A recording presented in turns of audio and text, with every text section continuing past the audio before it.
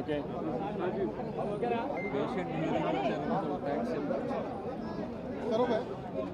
అందరికీ నమస్కారాలు.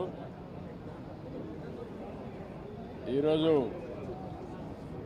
నేను అదేవిధంగా జనసేన అధినేత పవన్ కళ్యాణ్ గారు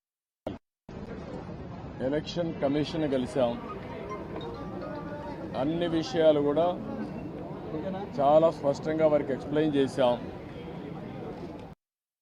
నా సుదీర్ఘ రాజకీయ చరిత్రలో కానీ పవన్ కళ్యాణ్ గారు కూడా రాజకీయాల్లోకి రావడమే కాకుండా రాజకీయాలను వాచ్ చేస్తూ ఉండడం కానీ ఇవన్నీ చూసిన తర్వాత ఎప్పుడూ జరగనటువంటి అరాచకాలు జరుగుతున్నాయి. ప్రజాస్వామ్యాన్ని అపహాస్యం చేసే పరిస్థితికి వస్తున్నారు. ఇంతవరకు మీరు చూస్తే కేసులు అయితే మా మీద విపరీతంగా బుక్ చేసి అంటే ఎక్కడ కూడా పనిచేయకుండా చేయడం కోసం రాజకీయ పార్టీల్ని రాజకీయ పార్టీల కార్యకర్తల్ని లేకుంటే అందులో పనిచేసే వ్యవస్థని మొత్తం సర్వనాశనం చేయాలి, నిర్వీర్యం చేయాలని ప్రయత్నం చేశారు. ఇప్పుడు ప్రజల్లో ఉండే తిరుగుబాటు చూసిన తర్వాత హోల్సేల్గా ఓటర్స్ అందరినీ మార్చేయడం, దొంగ ఓట్లు వేసుకోవడం ఇలాంటివి చేస్తే తప్ప సాధ్యం కాదనే కంక్లూజన్కి వచ్చారు. ఈరోజు ఒక ఎగ్జాంపుల్ ఇచ్చాం. ఒక్క చంద్రగిరిలో ఫామ్ 6 కింద 1,15,000 ఓట్లు ఇచ్చారు. దాంట్లో దగ్గర 33,000 ఓట్లు ఆమోదించారు. దాంట్లో వేరే నియోజకవర్గంలో విత్ ఎవిడెన్స్ అన్నీ కూడా మేము పెట్టాం. అన్నీ కూడా వారికి ఎక్స్ప్లెయిన్ చేశాను. అదే మరిగా స్టేట్ ఎలక్షన్ కమిషనర్ ఆ రోజు పడిన అవస్థ కానీ కడాన ఆయన డ్యూటీ కండక్ట్ చేయడానికి ఆయన విధి నిర్వహించడానికి సెంట్రల్ హోమ్ మినిస్టర్ని అడిగాడు ప్రొటెక్షన్ కోసం. కుటుంబాన్ని ఆయనకు సెక్యూరిటీ కావాలని అడిగే పరిస్థితి అవి కూడా ఇచ్చాం.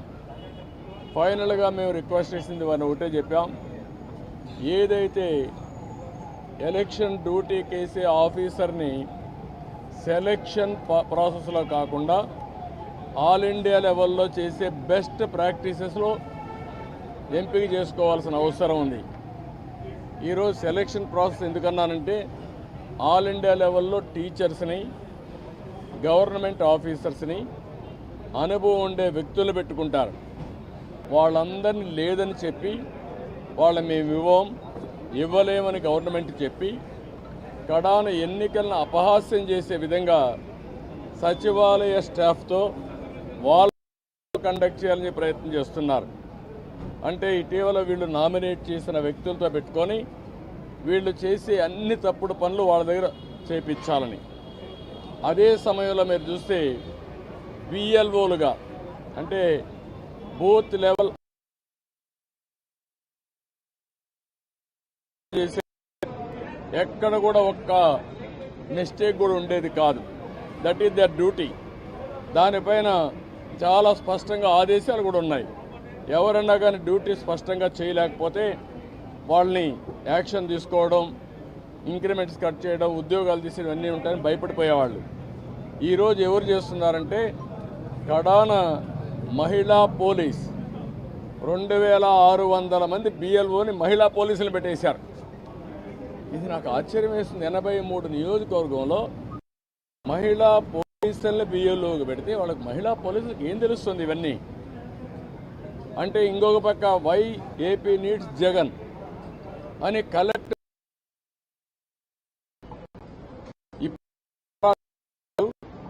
రాతి యుగానికి వస్తున్నారు. ఇవన్నీ మేము ఎక్స్ప్లెయిన్ చేసిన తర్వాత వారికి మా మీద కానీ జనసేన మీద కానీ దగ్గర 6,000 నుంచి 7,000 కేసులు మా మీద. ఒక్క పుంగనూరులో కేసులో 250 మంది పెట్టారు. 200 మంది పైన జైలుకు పోయి వచ్చారు. ఇప్పుడు బైండ్ ఓవర్ కేసులు పెడుతున్నారు. అంటే నీ మీద కేసు ఉంది, పోలీసు వాళ్ళు నోటీస్ ఇస్తారు, ఎంఆర్ఓ దగ్గర సరెండర్ కావాలి అంటే మళ్ళీ బెదిరించడం. ఎలక్షన్లో ఎవరిని పని చేయనీయకుండా నిర్వీర్యం చేయడానికి లేకపోతే మళ్ళా వాళ్ళని అరెస్ట్ చేయడానికి ప్రయత్నం చేసే పరిస్థితి వచ్చారు. ఇది జరిగితే ప్రజాస్వామ్యం ఇంక కూని అయిపోయినట్టే. There is no democracy.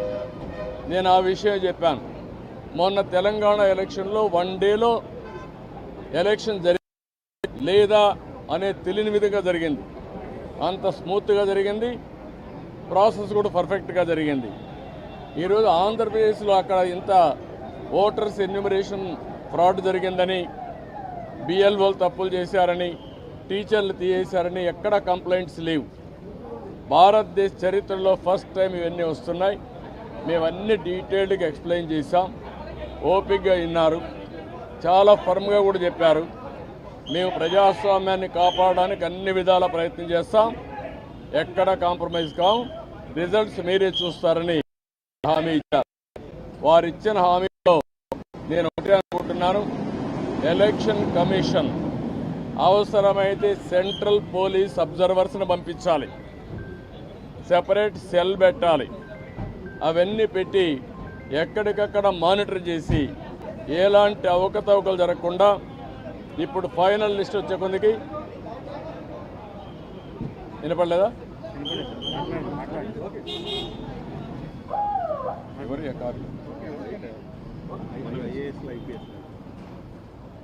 ఎప్పటికప్పుడు మానిటర్ చేయాల్సిన అవసరం ఉంది. ప్రజాస్వామ్యం కోసం మా ప్రయత్నాలన్నీ మేము చేస్తున్నాం, ఇంకా చేస్తాం. దాని గురించి సందేహం లేదు. ఒక్క ఓటు దొంగ ఓటున్న ఎలక్షన్ కమిషన్ దృష్టికి ఎప్పటికప్పుడు తీసుకుపోవడమే కాకుండా వీళ్ళు చేసే ప్రతి ఒక్క తప్పుడు పనిని మేము ప్రతిఘటిస్తాం, ప్రజాస్వామ్యాన్ని పరిరక్షించుకుంటాం. అదే సమయంలో ఎవరిని వదిలిపెట్టాం. కడాన కోర్టుకు కూడా వెళ్ళి తప్పు చేస్తే మాత్రం శిక్ష పడే వరకు ముందుకు పోతామని చెప్పి విజ్ఞప్తి చేస్తున్నా. We are confident. ఎలక్షన్ కమిషన్ అయితే పేషెంట్గా వినడమే కాకుండా వారు 5 కోట్ల మంది కంటే 4 కోట్ల ఓటర్స్ ఉన్నారు. వారందరికీ ఒక భరోసా ఇచ్చినట్టు వాళ్ళు భరోసా ఇచ్చారు. అది అమలవుతుందనే ఆశాభావంతో ముందుకు పోతున్నాం. తెలంగాణలో వేసిన ఓటర్లు చాలా మంది ఏపీలో కూడా ఓటు నమోదు చేస్తున్నారు. రీఎంట్రీ ఓట్లు ఎక్కువ ఉన్నాయని వైసీపీ. నేనేమంటానంటే మీరు ఎన్నెన్నో ఆరోపణ చేయండి, వాడు ఓటేసినప్పుడు వాళ్ళకి నోటీస్ ఇచ్చి పర్ఫెక్ట్గా చేయాలి తప్ప మీరెవరు డిలీట్ చేయడానికి? ఎలక్షన్ కమిషన్ చేయాల్సిన పని, ఎలక్షన్ ఆఫీసర్లు చేయాల్సిన పని నువ్వు చేయడానికి. నువ్వు కంప్లైంట్ ఇస్తావు, ఇచ్చిన తర్వాత వాళ్ళు వెరిఫై చేయాలి.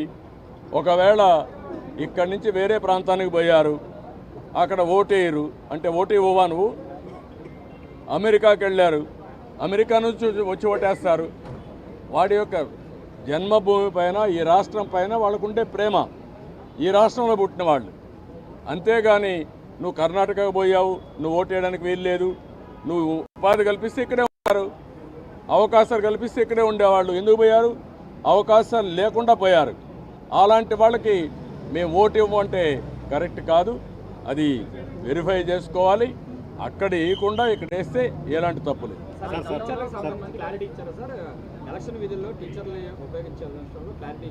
నేను అన్నీ చెప్పిన తర్వాత వారు విన్నారు, చేస్తామనే విధంగా చెప్పారు. ఎట్టి పరిస్థితుల్లో సచివాలయ స్టాఫ్ని వేయడం కరెక్ట్గా. సెలక్షన్ ప్రాసెస్ కాదు, competitive best practices all over the country ఏవైతే చేస్తున్నారో అవే చేయాలి.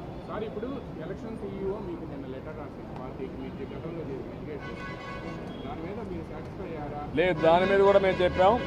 నిన్నే పంపించారు, మేము వెరిఫై చేసుకున్నా, మళ్ళీ మీ దృష్టి తీసుకొస్తామని చెప్పి. కొంతమంది కలెక్టర్ల మీద మీరు ఢిల్లీ వెళ్ళినప్పుడు కంప్లైంట్ చేశారు. ఇప్పుడు దాని మీద మళ్ళీ ఎంతవరకు యాక్షన్స్ లేవు అని పార్టీ ఏం చేయబోతున్నారు? ఈరోజు కూడా మళ్ళీ మేము చెప్పాం, ప్రతి ఒక్క ఆఫీసర్ పైన మేము స్పెసిఫిక్ ఎవిడెన్స్ ఇచ్చాం.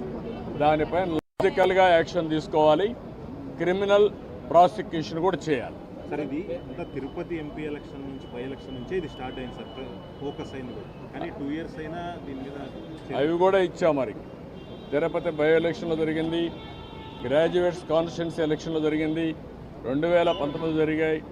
జరిగిన తర్వాత మీరు వీళ్ళు ఉన్నారు. నేను ఈ విషయం కూడా అది చెప్పింది, ఎలక్షన్ కమిషన్ అనేది ప్రాసిక్యూట్ చేయడానికి కూడా మీకు అధికారం ఉంది.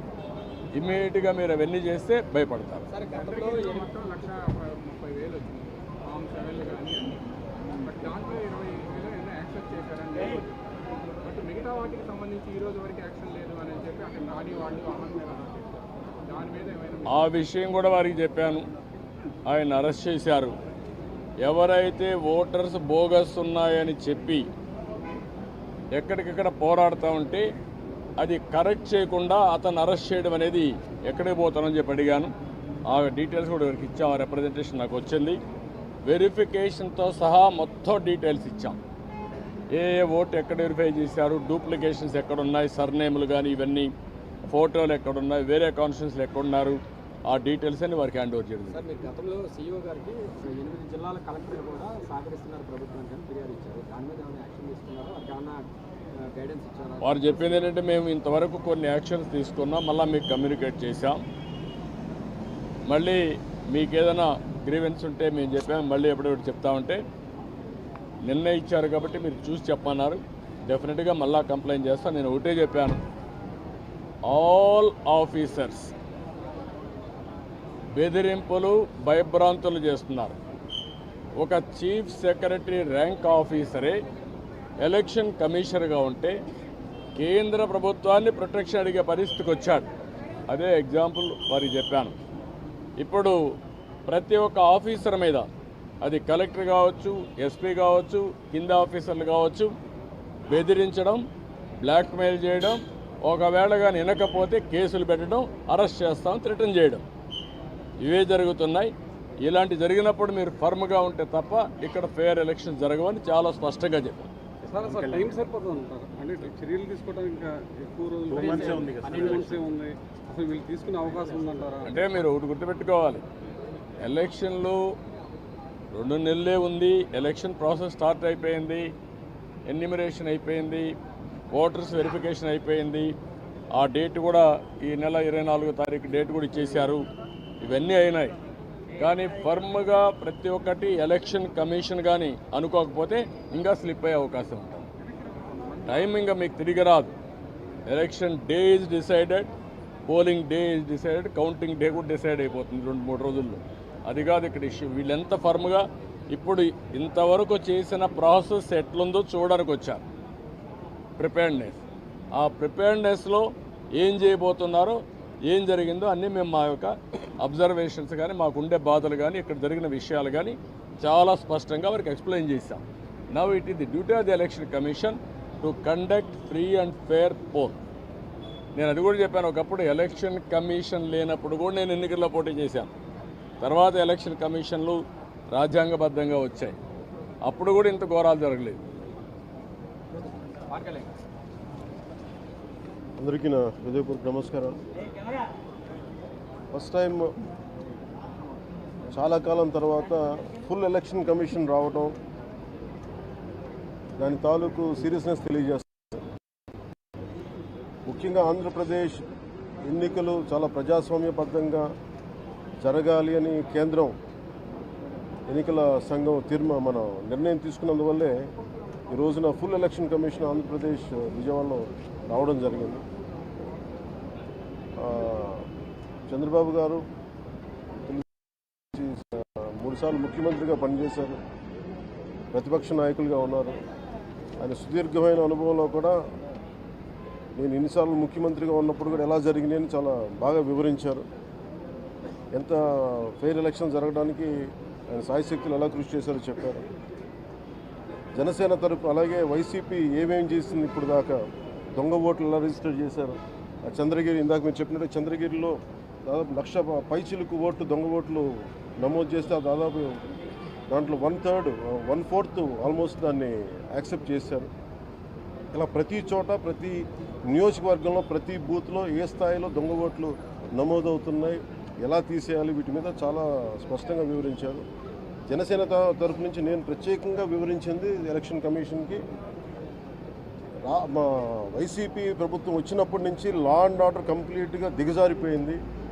ఎవరన్నా ప్రజాస్వామ్య హాని జరుగుతుంటే గొంతెత్తితే పొలిటికల్ పార్టీస్ కానీ, వ్యక్తులు కానీ, ప్రైవేట్ వ్యక్తులు కానీ వాళ్ళందరి మీద కేసులు ఎలా పడుతున్నాయి, కేసులు ఎలా చేస్తున్నాయి. ముఖ్యంగా బైండ్ ఓవర్ కేసులు ప్రత్యేకించి పొలిటికల్ పార్టీ టీడీపీ వారి మీద కానీ, జనసేన కార్యకర్తల మీద కానీ ఇవన్నీ చాలా క్లియర్గా తెలియజెప్పడం జరిగింది వారికి. అలాగే పోలీసు అధికారులని ఇప్పుడు సడన్గా మారుస్తూ ఉన్నారు. లాస్ట్ 2 నెలలుగా మార్చేస్తూ ఉన్నారు. మళ్ళీ ఎన్నికలు సంఘం వచ్చేటప్పటికి మళ్ళీ వాళ్ళకి కావాల్సిన అధికారులను తిరిగి అక్కడ వేయించుకునేలాగా తీసుకొచ్చిన ప్రణాళికలు చేస్తాం. అది కూడా బలంగా తెలియజేస్తాం. అలాగే మహిళా కానిస్టేబుల్స్ ప్రత్యేకించి సంబంధం లేని చోట్ల వాళ్ళు దాదాపు 87 నియోజకవర్గాల్లో వాళ్ళు పెట్టారు. అది వాళ్ళు దూరం చేయమని ప్రత్యేకంగా ఆయన వివరించారు. నేను ఇంకోటి ప్రత్యేకించి నేను చెప్పింది ఏంటంటే వాలంటీర్స్ అనేది విలేజ్ సచివాలయం అనేది ప్రత్యేకించి అది యాంటీ కాన్స్టిట్యూషనల్ బాడీ. వాళ్ళని దయచేసి ఎన్నికల సమయంలో వాళ్ళని ఉపయోగించొద్దని చెప్పి ప్రత్యేకించి విన్నవించాం. అలాగే మేము కోరుకుంది ఏంటంటే మీరు కనుక సంపూర్ణంగా దీని వైపు చూడకపోతే పారదర్శకత కన్నా ప్రజాస్వామ్యం కూలిపోద్ది, ఇక్కడ హింస ఎక్కువైపోద్ది. అలాగే గత స్థానిక ఎన్నికల్లో కూడా ఏ స్థాయిలో కనీసం ఒక దళిత యువకుడు లాంటి ఒక కనీసం నామినేషన్ వేసే పరిస్థితిలో కూడా లేదు. అందరినీ చేశారని చెప్పి చాలా ప్రత్యేకించి అది వివరించాం. ఖచ్చితంగా వాళ్ళు ఒకటే ఎన్నికల ప్రధానాధికారి ఒకటే చెప్పారు ఆయన CEO, మేము చాలా కట్టుబడి ఉన్నాం, ఫ్రీ అండ్ ఫెయిర్ ఎలక్షన్ జరిగేలా కట్టుబడి ఉన్నాం అని చెప్పి అంత భరోసాగా ఇప్పుడు మాట్లాడటం ఖచ్చితంగా ఇది కేంద్రం చాలా సీరియస్గా తీసుకున్న ఆంధ్రప్రదేశ్ ఎలక్షన్స్లోనే తెలియజేస్తూ ఉంది. ఈసారి ఫ్రీ అండ్ ఫెయిర్ ఎలక్షన్స్ ఉంటాయి, ప్రభుత్వాలు మారుతాయి అనే నేను మనస్ఫూర్తిగా నమ్ముతున్నాను. అలాగే ఈ పరిస్థితుల్లో కేంద్ర ఎన్నికల సంఘం ప్రధానాధికారులందరికీ కూడా ప్రత్యేక ధన్యవాదాలు తెలియజేసుకుంటాను.